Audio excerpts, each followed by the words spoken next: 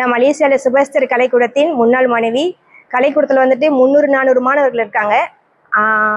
8 பேர் வந்துட்டு 8 பேர் கொண்ட குழு வந்துட்டு இப்போ இந்த பல்கலைக்கழகத்தில் வந்துட்டு நாங்கள் வந்து பயில்ந்துக்கிட்டு இருக்கோம். மெயினாக நாங்கள் வந்துட்டு பொய்க்கால் குதிரை ஒயிலாட்டம் கற்றுக்க வந்திருக்கோம்.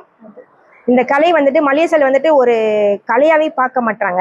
அது வந்துட்டு ஒரு ஒரு அது ஒரு டான்ஸ் பாட்டில் அது போய் முடியுது. இது வந்துட்டு உண்மையிலே நம்ம பாரம்பரிய கலை. அது வந்துட்டு யாருக்கும் தெரிய மாட்டேங்குது மலேசியாவில். ஸோ அதனால வந்துட்டு நாங்கள் வந்துட்டு பாரம்பரியமாக